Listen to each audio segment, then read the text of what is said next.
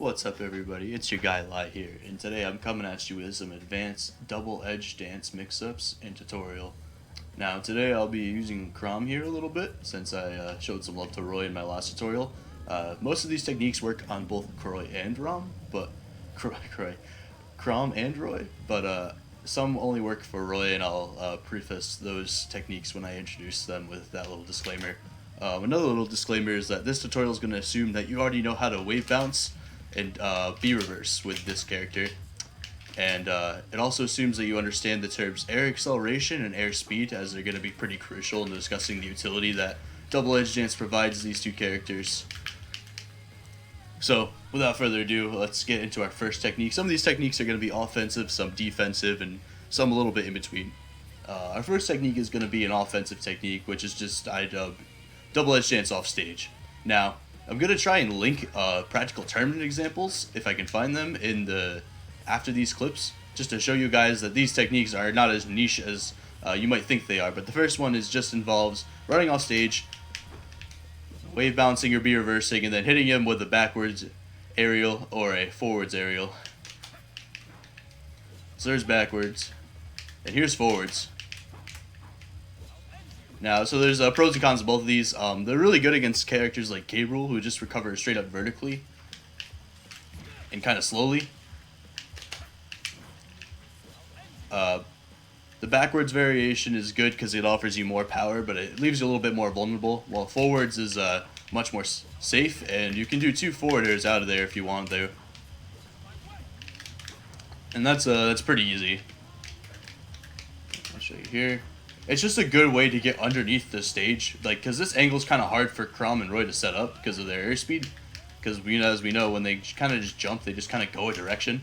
So double-edged dance allows us to quickly change our direction, position ourselves under the stage, and then hit him with a big sword. So that's nice. Wait! Oh my gosh! Wait, that worked! No, what's he doing? What are you doing? You're a madman! Ah! You're a madman! Is that it? That's it! That is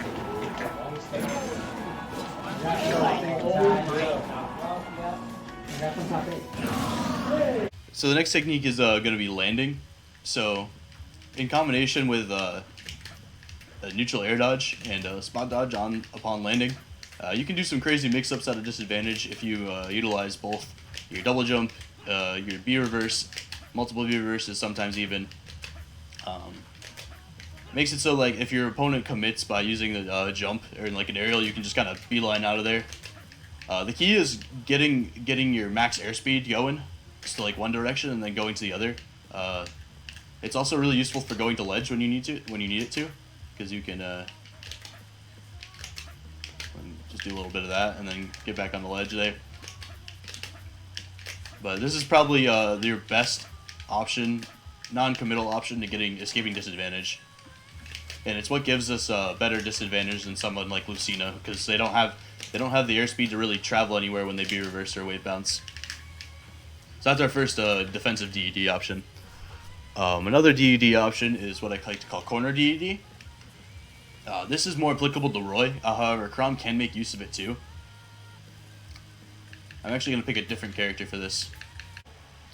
So I find that in the corner, if you use double-edged dance at a percent, like where it would normally kill, your opponent, if they aren't well versed in the Roy matchup, or if they don't really aren't familiar with Chrom and Roy in general, it becomes impossible for them to determine whether Nair has hit their shield or DED 1 and 2.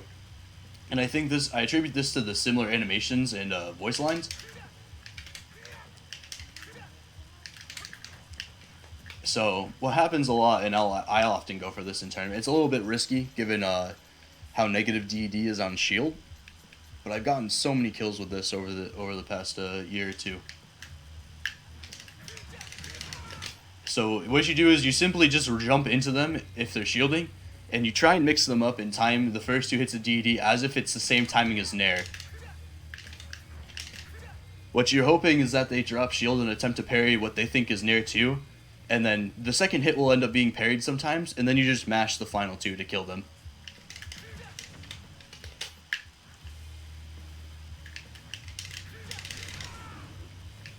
And I know it seems very, very simple, but it works so much more often than you think it would be. And I'm really going to try and link multiple examples to this one. I do it quite often in tournament. Spike not going to be able to get it, but still 160% right now for the other side. He's going to take it. Top 16. It's won me quite a few games. It's more applicable, like I said, with Roy because it has more reward, but Chrom can do it too in extremely last-hit situations. Similar to this is DED delayed, which is much more common, but also more well-known as a counterplay, in terms of counterplay by the community. So DED delayed is simply just delaying the third hit of double edge dance, such that people will drop shield or end up trying to shield grab. There's counterplay to this, and it's like a weird guessing game, because DED 3 is like negative 30 something on shield. But you can catch a lot of people, especially if they're not well versed in the matchup, by just waiting. See, the K rule set to jab out of disadvantage, so he knows what to do. It's a smart K rule. But a lot of people will be in shield panicking and then try and shield grab. Now Roy and Chrom kind of shift their hurt box back a little bit while they're doing DED.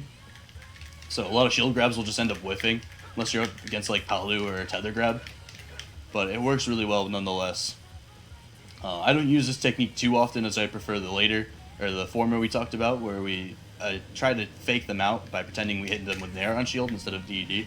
But delayed DED is both well known and also well hated by non-Roy players and Chrom players alike. Finally, or actually I've got two more for you, but the last one's very niche. My favorite of these, and something I like to think I pioneered, was the use of DED from ledge. Now this is a very, very risky option. However, the payoff is really good if you utilize it sparingly. And by sparingly, I mean like once or twice in a bracket match, so that people don't have time to react and adapt. Most people will not be able to punish this their first encounter with it, as Roy's threat range is simply gigantic. So if you're at ledge, keep in mind this will burn your double jump, so if you do get red out of it, you're usually dead. But if you get max airspeed off ledge, the threat range is absolutely ridiculous. K Rule here was almost at center stage and we were able to hit him. In some instances, I've gotten kills with it too, and I'll definitely link examples of that. I've won sets with this. Ooh, the Lyric signature move! And such a clutch set. That threat range is simply gigantic, and because of the variation on DED's timing, they can't really react to it and parry and get a super hard punish. The punish that comes would be anticipatory, and it comes usually after you've done this a few times. I advise doing it maybe at most 2 or 3 times in a set, so that people don't have time to adapt to it and change up their ledge positioning, because a lot of people are going to be close to the ledge. Now the beauty in this is that it's ambiguous whether you cross up or not. So there's a short version I did and there's a long version. The short version will make it so you don't end up crossing up their shield. However, the long version means that if they're shielding, you'll usually go across them. Yeah, so there's an example of the cross up. So it becomes really ambiguous as how to punish this if done correctly. And then the final technique I'm going to probably just link a clip of and not try and display here is DED down is probably Roy's and Chrom's most consistent shield break setup. There's a specific combinations of buttons you have to hit on shield first before you can go for this. However, what it does is if those, let's say you get like 2 jabs on shield, or like a jab and a down tilt and then a little bit of extra shield damage somewhere, maybe they've held shield previously before, you essentially can trap them in shield where they're forced to either eat the DED down by dropping shield, or they have to take a shield break. And I've gotten this in tournament as well, and it leads to the ludicrously early shield break kills that you see Roy and Chrom get with Flare Blade. And I'll definitely link an example of this, but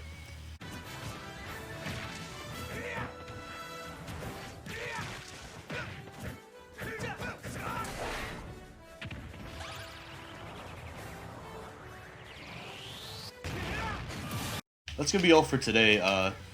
Double Edge Dance is a ton of utility, and I'd love to see more of the player base utilize it to its full extent. For more advanced Roy tutorials, stick around. Give this video a like, subscribe, and all that, and I'll see you guys later.